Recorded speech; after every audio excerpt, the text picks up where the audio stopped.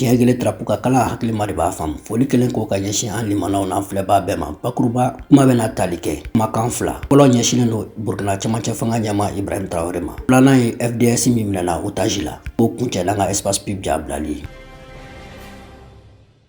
À chaque fois que j'apprends que tel village est attaqué, des gens sont tombés ou quoi, la seule chose qui me vient en tête, c'est de me lever, prendre mon pick-up et puis partir. Je ne supporte pas d'entendre ça. C'est la seule chose qui me fait souffrir le plus. Et quand je sais qu'il y a des FDS dans les parages et qu'il n'y a pas cet orgueil-là de partir, je ne comprends pas.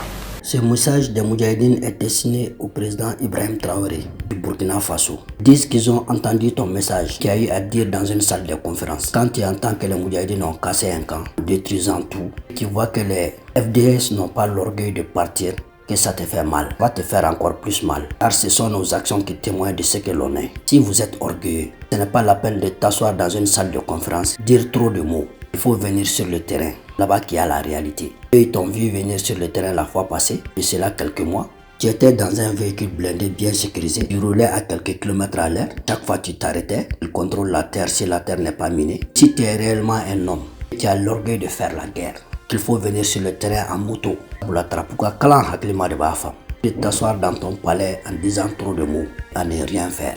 Montrant au Burkinabé que tu es un homme. Certes, tu es un homme dans ton palais, mais pas sur le terrain. Mais si tu veux le prouver, viens sur le terrain, le champ est libre. C'est là qu'on saura que ton orgueil voile l'appel. Dieu est grand, mais le peuple n'est pas petit. Faut mettre un peu d'eau dans ton zone comme petit pimenté là. Après le Moudjahidine, c'est mieux pour toi, sinon ils te trouveront dans ton palais là-bas, dans les jours à venir. Les Burkinabés sauront si tu es un homme ou pas. Les Moudjahidines ont eu à prendre un otage FDS du Faso lors des attaques passées. Ils bavaient, rien de peur que les Moudjahidines le tuent. Mais ils l'ont bien traité, sur sa bave, avec quelques petits bois morts, lui disant d'avoir l'esprit tranquille. Ils lui ont questionné pour savoir s'il est FDS ou bien VDP. Assassin des femmes et des enfants, perpétrant un génocide dans les villages sur les civils. Et il s'est avéré que c'est un FDS. Ils l'ont gardé en otage pour montrer à Ibrahim Traoré. Les Moudjahidines ont l'esprit sur la tête. Ils ne tuent pas pour le plaisir de tuer, mais ils réclament leurs droits. Clair à Sharia. Ils disent à Ibrahim Traoré de ne pas parler des Moudjahidines car il n'a aucune connaissance et ne détient aucune vérité sur eux. Car il a volé le pouvoir au Burkinabé, s'asseyant sur le trône en croyant qu'il est le maître du Faso, s'accentuant sur la guerre pour se maintenir au pouvoir, en disant que cette guerre nous la ferons. Non, rectification. Il n'y a qu'à dire que cette guerre je la ferai. Les Moudjahidines sauront s'il est véridique ou pas. Écoutons l'otage FDS en Moré pour mieux comprendre. Trapou bena kalaya aklima de bafam. Dona taulaken. Si Ibrahim Traoré ne fait pas attention, il risque de mettre l'embargo sur tout le Burkina. Les FDS, les VDP, la population du Faso en souffriront les jours à venir. Parole du Moudjahidine destinée à Ibrahim Traoré. Climat de Bafam. Kata bang wolo fere konnala. Ati daki miri solo la. Trapu chunga sumaya. Dakadi Faso moko bela. Ani trapu kalayali de kadaye. Bashite kakatana edro. To lakal lamina. Wolo femina. Tuna taula. Lakal tarikula. Peni bungankun. To. Mara gidente. Bien cuando colgada. Bon tiak. Bam bogari. Ni ko bete fe malen kabum ba cuani bibe. Ay tibisi. Wurdi. Mo terme ke jaxli. Wurdi. Ni ko boga. Ni ko boga tout te mintera bi de pemba. Allah te mon ko tum bom pinna. Impinna. Mintera mo bunga. Mintera chapane wa liude. Bammo bom pim mo tibide. Mon pia. Mi ko kutte tumle bankure tante te pia ka. Be pia biar ngaile ka. Yidu wuli Pia li. resu do Ye ko papu bonal yelle ni ambulance boyelo. Dem ben boyelo. Yem berre ba yan. Ben Berre ben on kiyama yaaba. Dum ya ba ngom tambi men. To ben mo ba tambe berre ben.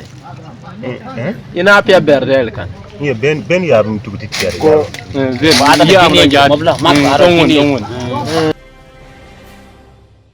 Nga chunga ni balaka ulichia do la sen. Jomiraɗo menni ɓe jikkugo kamɓe heferɓe ɓeedu e juuɗe mujahidine en ɗum laatiki sababu du hisugol ko heewi e hisuɓe fof ɗum laatiki sababu kisina muɗum ɓen kammari ko mujahidine ɓe imbi ko sakkodiri e maɓɓe ko nanno jomiraɗo barjoɓe ko ɓuri fof moƴƴude e mbar jaari e jomiraɗo jaɓanɓe nokku muɗum ɗo shahidi en ɗo jomiraɗo towno darde maɓɓe e ley illiyina kamɓe dariɓe ñande mura e waju e yeeso konne en ɓe ley ko laati ko ombodirta e ko gonduɗen ko minen miɗen tekkina ɗo wiide hono ko waɗi mura ko heyɗiti mura ko ɗum laatiki sababu dawridingol e naafiqe en dunke e ngendi ndi dawridi e kono mali o kañum e Wagner yalla ana ngara ana kippo luumo ngo fa keɓa mujahidina en mbara ɗum keɓa mo keɓi fof mbara ɗum nenno joomiraɗo joom teddengal o hawrini jiyaɓe muɗum mujahidina en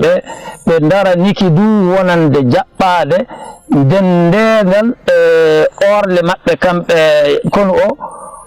kono o dari e dow mo wondude e Wagner e ley manɗiqaji ɗiɗi ɗum nokkuje ɗiɗi masina kañum e haribanta nenno mujahidina en jandini e maɓɓe kaminaji kewɗi ɗum en lelanade ɓe e laawi ana jeeya e ɗin ɗon kaminaji koɓe ɗanni wargo e ley maɓɓe ɗannugol ɗum ɓe kebbini wargo ley hen hebbingol mangol ɓe keɓi hen ganimaji ɗum du kewɗi e koɓe keeɓi e Wagner en kañum e jeysumaji ana jeeya hen du e ley koɓe gaɗi ko jacciɗi e dow tampindeɓe tan ganima heɓaka ɗum du ana woodi hono no Allah subhanahu wa ta'ala hawrindini ɓe e feendorade kono ɗum kono mali o kañum e Wagner en ɓe wonde tafjiriji e laawi ɗin ɗon tafjiri komin kiisi yeehi faa ko warata e halkagol ko foti temedere ko jeeya e mobilaji maɓɓe mawɗi iwde dabbaba warde e ko jokke mum hono noon ni kasin ɓe gandama du ɗum ɓe jottama du yettore Allah nema du Allah wodani e amaliyaji tati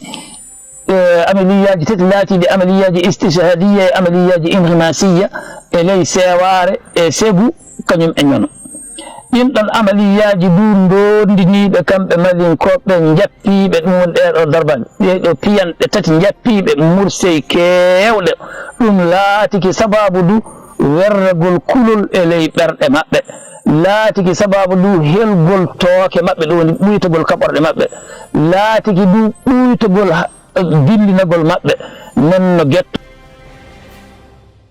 ninga sɔrɔ ka kuma kuncɛ n'an ka espace pub jabilali fɔli ma n'aw ye u kana an ka drapeau kalaya sanfɛ Jalo Ibrahim journaliste tiɲɛ Gile TV international tiɲɛ ka fɔ jamana ka jɔ